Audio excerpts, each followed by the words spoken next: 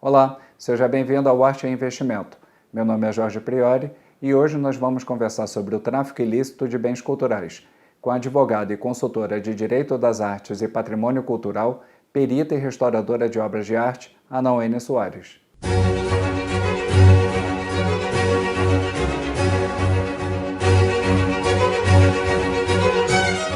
Você vai encontrar na descrição do vídeo todos os temas que serão abordados nessa conversa, bem como um recado para aqueles que fizeram uma tese de doutorado, uma dissertação de mestrado ou uma pesquisa institucional relacionada à arte. Anawane, seja bem-vinda ao Arte e Investimento. Boa tarde, Jorge. Muito obrigada pelo convite. É uma honra estar aqui com vocês hoje, participando dessa conversa no Arte e Investimento, sobre um tema que me é muito interessante, que eu tenho muito apreço, que é a proteção do patrimônio cultural, sobretudo o tráfico ilícito de bens culturais e a devolução desses bens aos seus países de origem. Espero que eu possa contribuir de uma forma positiva e que vocês curtam.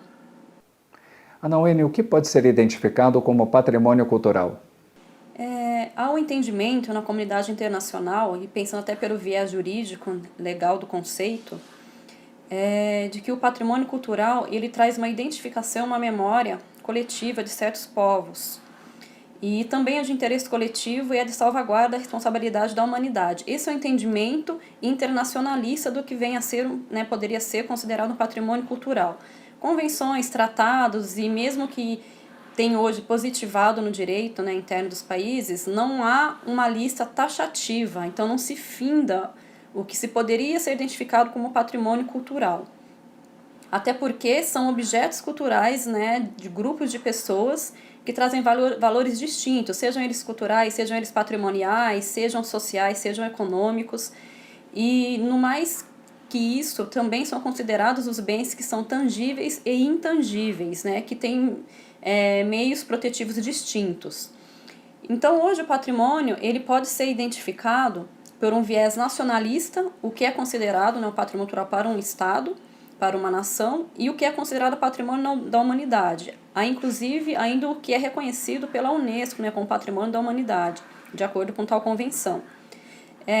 Há também um entendimento de que o patrimônio cultural, a ele, é entendido que ele atribui certos valores, e até valores intrínsecos a ele mesmo, que são a própria dignidade inerente a esse patrimônio cultural, que ele começou a ser entendido como direitos humanos, abarcado por essa conceituação, digamos assim, a partir da Convenção de Haia de 1954, que ele realmente foi positivado. Mas eu vou explicar mais para frente questões históricas acerca do tema, que ele já vem desde período de Renascimento e Iluminismo, que ele já vem trazendo esse entendimento. E tem também uma grande distinção, um entendimento muito importante, que seria o que é o patrimônio cultural e o que vem a ser um bem cultural. O patrimônio cultural ele traz um entendimento, uma abordagem mais ampla, que seria o cultural heritage. E os bens culturais seria apenas parte daquele. Seria parte do patrimônio cultural. Então, ele seria como se fosse uma espécie de um gênero.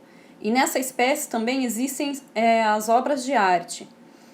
O que diferencia os bens culturais de uma obra de arte hoje para o direito? Os bens culturais eles trazem medidas protetivas atinentes a eles. Então, eles são normalmente bens públicos, indisponíveis e inalienáveis.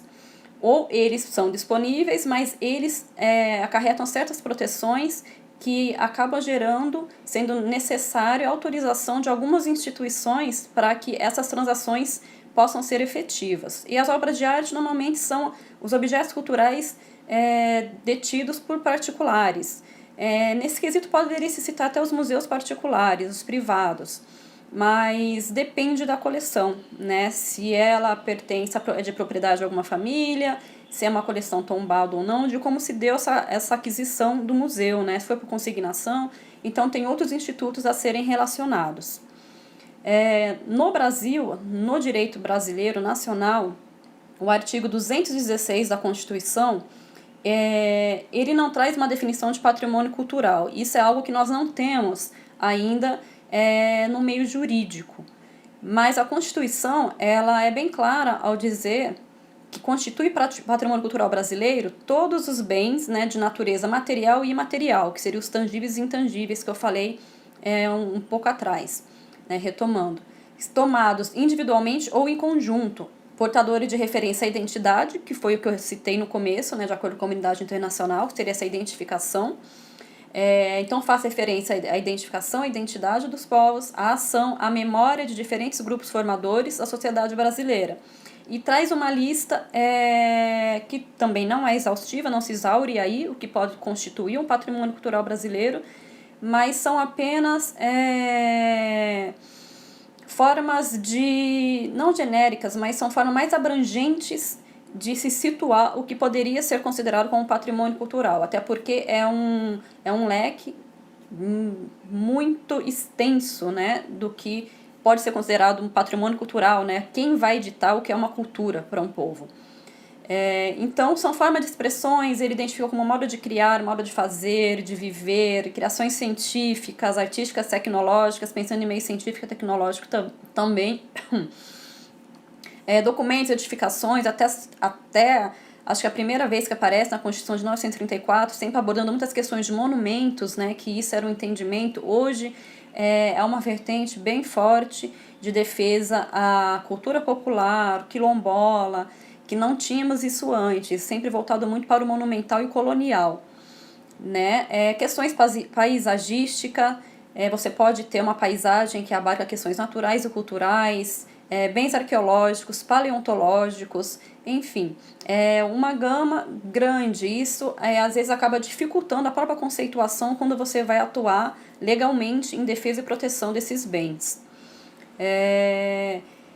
E sobre a questão de identificação, tem que se analisar todos os aspectos históricos, né, os fatos ocorridos atinentes a essa cultura, a essa nação, para se identificar, né, o que seria reconhecido como patrimônio cultural. O que é o tráfico ilícito de bens culturais? O tráfico ilícito, de acordo com as convenções internacionais, ele pode ser entendido como o roubo, furto ou importação e exportação de bens culturais. No entanto, é apenas uma recomendação. Mais uma vez, não há uma lista exaustiva. Né? Para ocorrer o tráfico ilícito, ele tem que ser transferido, apropriado de forma indevida e ilegal. Então, tem algumas práticas delitivas que são entendidas hoje pelo meio jurídico, pela comunidade internacional e por alguns países, como, por exemplo, o Brasil, que ele não tem nenhum instituto jurídico, nenhuma tipificação específica do que é o tráfico ilícito, nós usamos de outros tipos penais para abarcar esse ato ilícito, esse delito, que aqui no Brasil ele também não é só abarcado, não é só abrangido pelo crime, há também uma contravenção prevista, né, identificado como tráfico ilícito. Então, poderia-se ser considerado pelas convenções e por outras leis esparsas, outras normativas, o furto, o roubo de museus, monumentos, sítios arqueológicos, paleontológicos, locais religiosos, qualquer outro meio de preservação, né, público ou privada, galerias, casas de leilões, basta que se haja apropriação indevida, ilícita. Assim como as escavações ilícitas de bens arqueológicos, incluindo, inclusive, as aquisições, as escavações subaquáticas, né, que aqui no Brasil nós não assinamos a Convenção da Unesco de 2001, nós não somos membro, nós temos uma normativa que trabalha junto com a própria Marinha em defesa disso. Depois podemos falar também um pouquinho sobre esse tema, que ele é meio controverso, né, porque ele acaba não sendo um bem disponível, tem que notificar a Marinha, que fica a critério, né, de caráter discricionário, se vai se disponibilizar a aquisição, transação desse bem ou não, para fins científicos, enfim. Remoção em conflitos armados, né, que seria considerado pilhagem e saque, que também vamos falar sobre isso mais para frente, qual que é a distinção, né, botim, pilhagem, saque, qual que é considerado lícito, ilícito, enfim. Um também dos mais importantes, que seria a exportação e importação ilícita de bens culturais, transferência ilegal de propriedade, aí englobando venda, compra, assunção de dívida hipotecária, troca, doação, dação, legado, enfim, todos os institutos do direito civil, né, sobre um bem cultural, que como nós não temos um tratamento específico acerca desse instituto, nós acabamos tratando ele muitas vezes como um bem, né, qualquer, como se fosse um carro, que na verdade, ao meu ver, é muito deficitário para a proteção do patrimônio cultural, já que a ele é inerente muitas especificidades, inclusive esse caráter de se findar, né? Não é algo eterno, e atribui valores, né, de uma nação, valores culturais históricos. Então, seria necessário se ter um tratamento mais específico acerca desse bem, desse conhecimento que seria o bem cultural.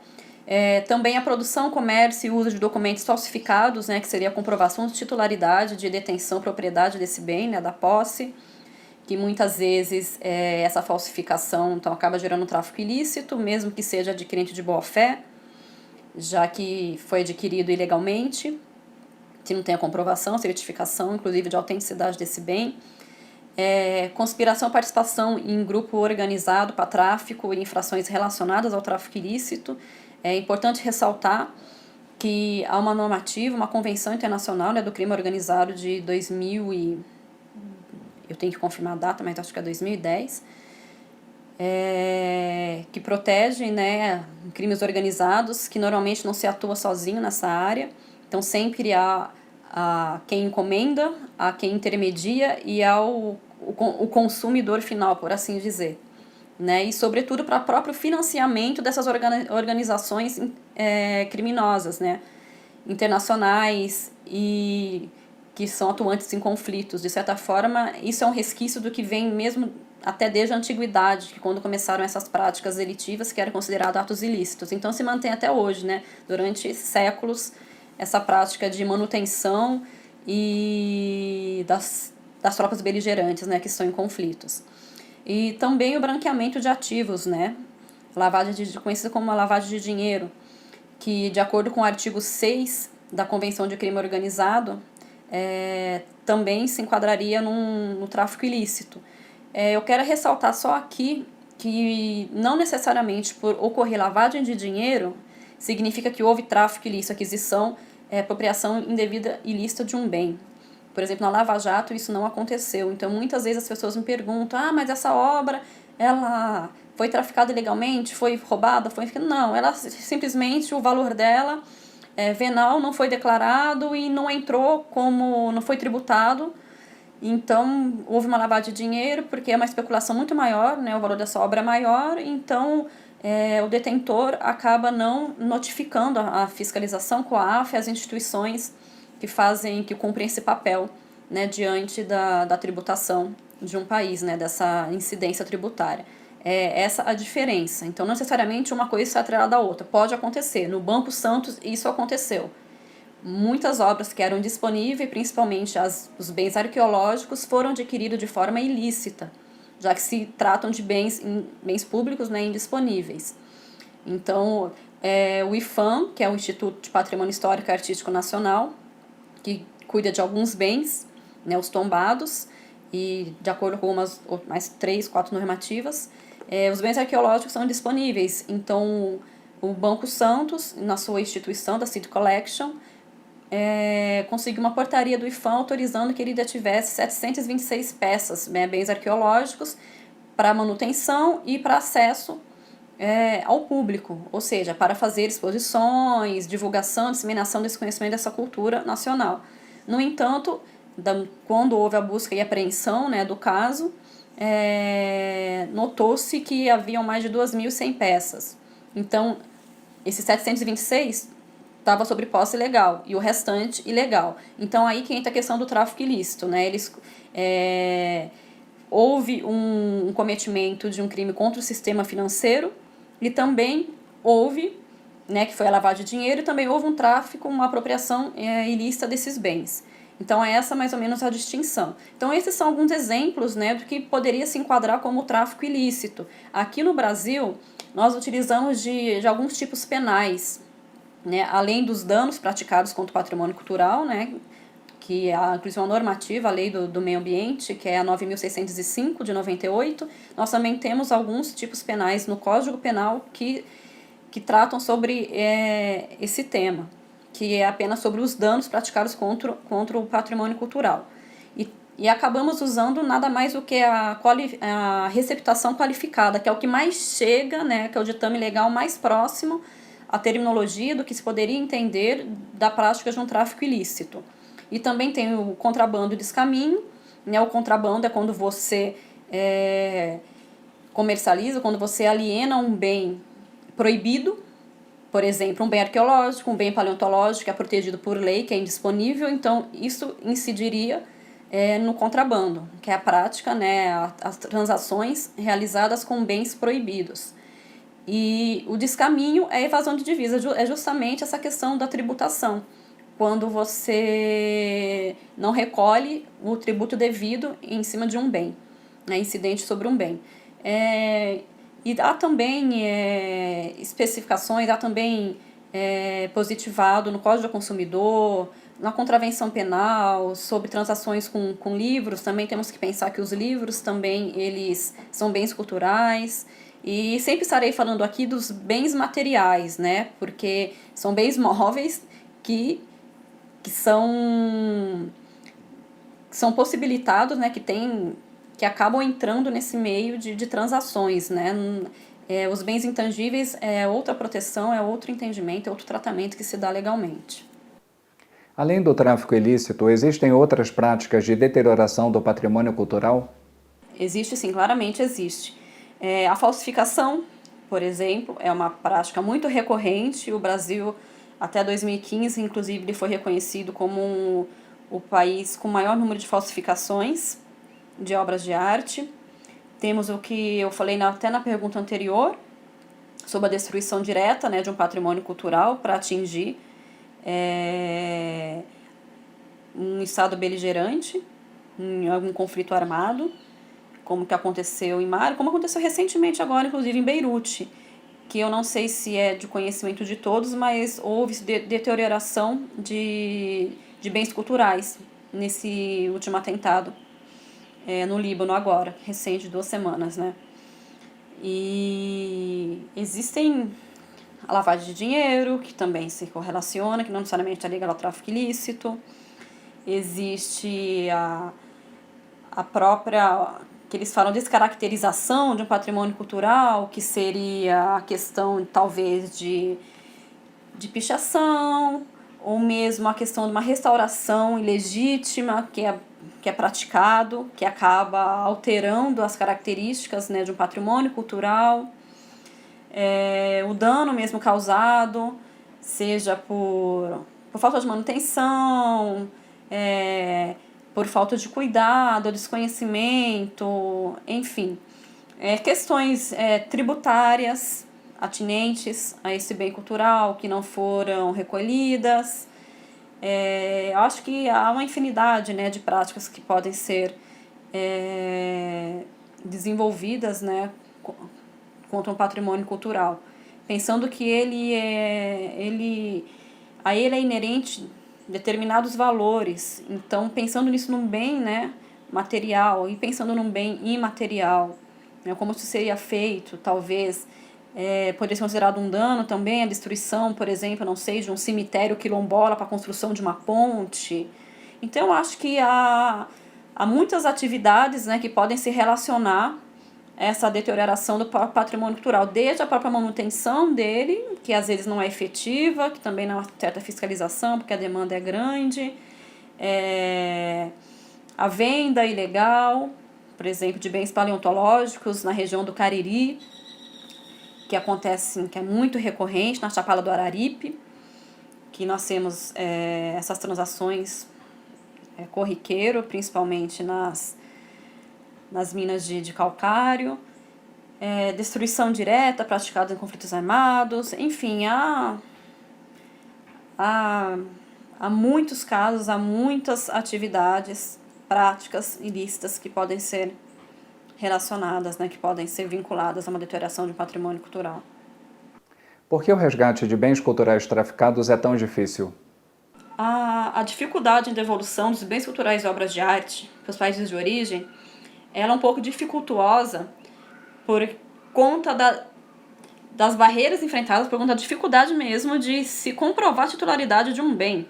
Então tem que ter um título, ter uma certificação de autenticidade, provar a autenticidade da obra, ter todo aquele inventário histórico, né? A proveniência da obra de arte. É muito difícil você comprovar a proveniência dessa obra de arte, desse bem cultural, de onde ele veio, por quem ele passou, quais foram os intermediários, e até estar agora nesse detentor final.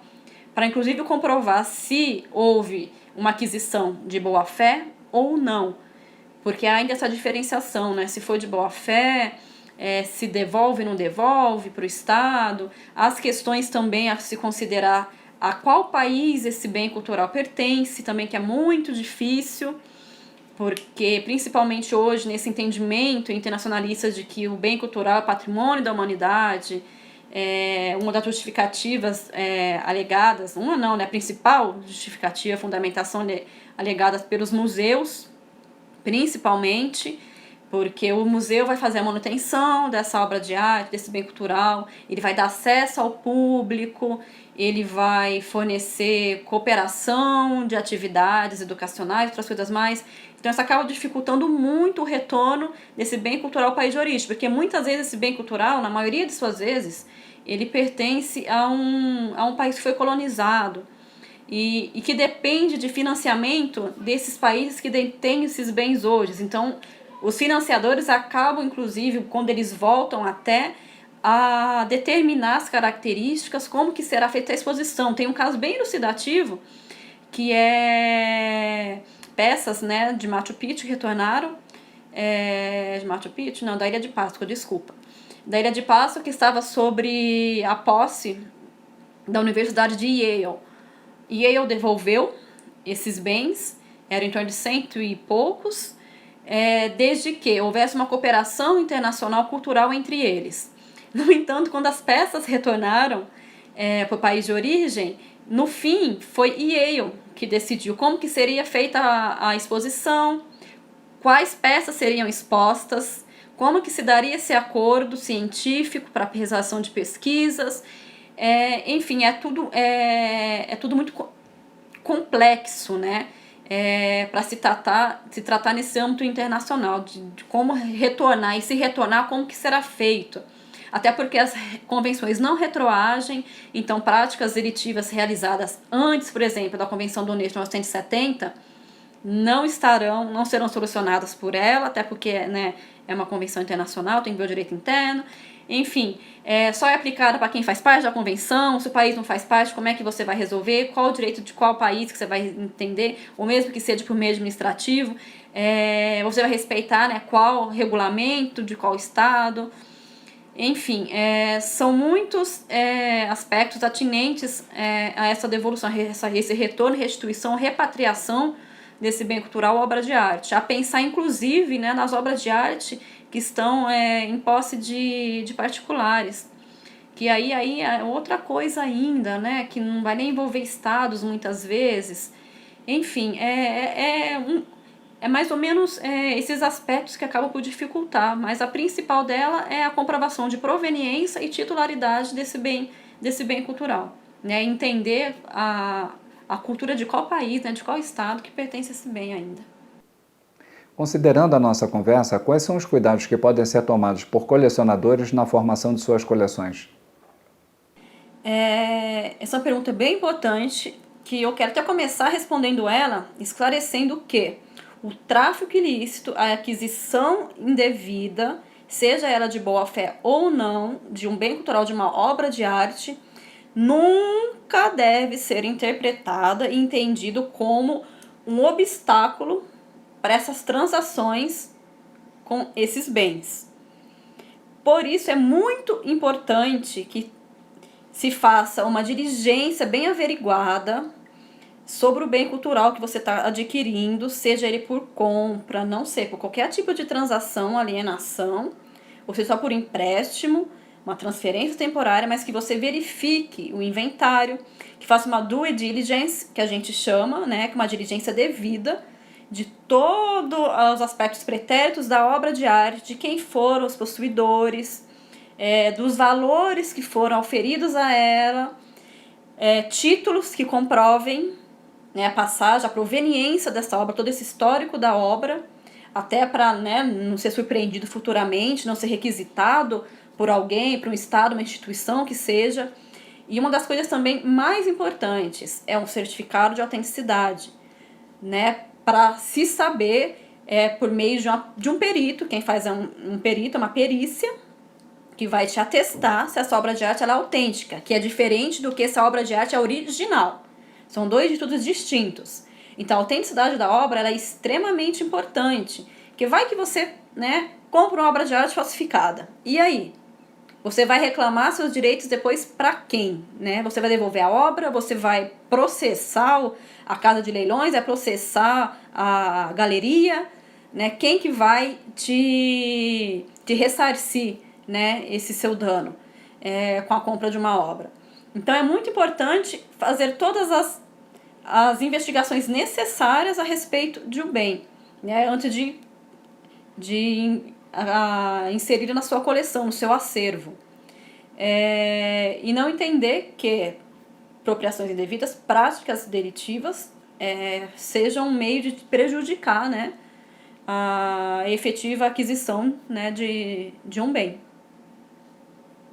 Eu quero aproveitar, inclusive, até citar 2 casos. Um deles, um cliente adquiriu um bem, olha para vocês verem como é importante fazer essa verificação. Ele adquiriu um bem e o certificado do bem foi atestado pela Unesco. A Unesco não emite certificado de autenticidade, quem faz isso é um perito, né? A Unesco ela é uma organização das Nações Unidas que trabalha com a proteção do patrimônio cultural. Então, não, vocês têm que verificar bem, inclusive, a autenticidade da certidão de autenticidade, né, dos documentos em si. Ou mesmo fazer uma pesquisa sobre o próprio artista. Por exemplo, eu li uma notícia recentemente de que algumas obras do Volpi estavam sendo contestadas, né, sua autenticidade, se realmente a valoração que foi oferida a elas era aquilo mesmo ou não. Porque o cliente, né, o proprietário, o adquirente, ele comprou gravuras do Volpi. O Volpi não faz gravuras, o Volpi faz desenho e pintura. Então verifique também, né, as habilidades artísticas do artista, não só da obra, pesquise também o artista, porque o que venderam não é legítimo, não é autêntico. Aí que vem a questão da originalidade, não é original, porque o artista não produzia gravuras. Então, para você ver como é importante. Então, é uma luta, né, do combater o tráfico ilícito e a montagem, né, a formação de uma coleção são caminhos que caminham concomitantemente, não são caminhos contrários. Então, é importante sempre fazer uma due diligence mais restrita possível, para você não ser lesado. Ana Wene, obrigado pela conversa. Muito obrigada, Jorge. Foi um prazer imenso participar dessa nossa conversa. Agradeço a você e agradeço também ao canal Arte é Investimento. E me coloco à disposição para colaborar em qualquer outro momento e principalmente quem tiver interesse em formar uma coleção e não ser lesado, né, na hora dessa aquisição. Um abraço e até a próxima. Pessoal, arte é investimento em cultura, conhecimento, prazer e bom gosto. Até a próxima.